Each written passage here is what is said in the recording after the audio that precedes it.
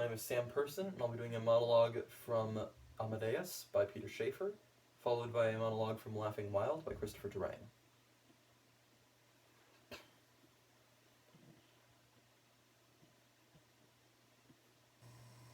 It started simply enough. Just a pulse in the lower registers.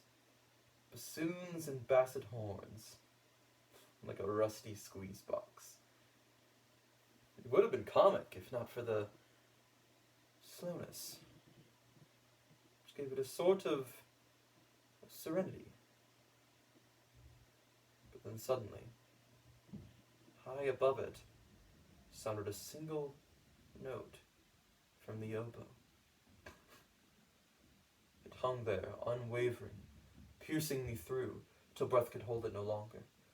And then a clarinet withdrew it out of me and sweetened into a phrase of such delight, it had me trembling.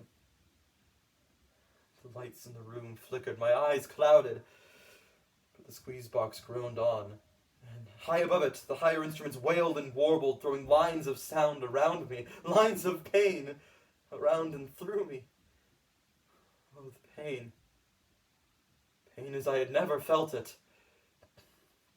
I called up to my sharp old God, "What is this? What?" But the squeeze box groaned on, and the pain cut deeper into my aching head, until I was running, dashing through the side door, stumbling downstairs into the cold night, gasping for life.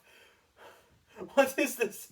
Tell me, Signore, what is this need in the sound? Forever unfulfillable, yet fulfilling to him who hears it utterly. Is this your need? Can it be yours? Music sounded dimly from the salon above. Dimly the stars shone on the empty street. I was suddenly frightened. It had seemed that I had heard a voice of God, and it uttered through a voice that I had also heard, and it was that of an obscene child.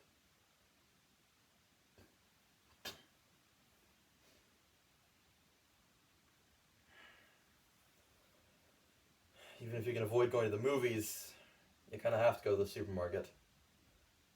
I was in the supermarket the other day about to buy some tuna fish when I sensed this disturbed presence from right behind me. There was something about her focus that told me they were a very disturbed person. So I thought, well, you should never look at a crazy person directly. So I thought, I'll just stand here and keep looking at these tuna fish cans and pretend to be engrossed in whether they're in oil or water, and then she'll just go away. But instead, wham! She brought her fist down on my head and screamed, "Would you move, asshole?" Now, why would she do that? She didn't even say, "Would you please move?" at some initial point, so I would have known what her problem was. Admittedly, I don't always tell people what I want either. Like the people at the movie theaters keep talking, I just kind of give up and resent them. But on the other hand, I don't take my fist and go wham on their heads. I mean, analyzing it, looking at it in a positive light, this woman probably had some really horrible life story that, I mean, kind of explained how she got to this point in time, hitting me in the supermarket. And if her entire life since birth had been explained to me, maybe I could have made some sense out of her actions. But even with that information, which I didn't have, it was still my head she was hitting. It's just so unfair. Makes me want to never leave my apartment ever again.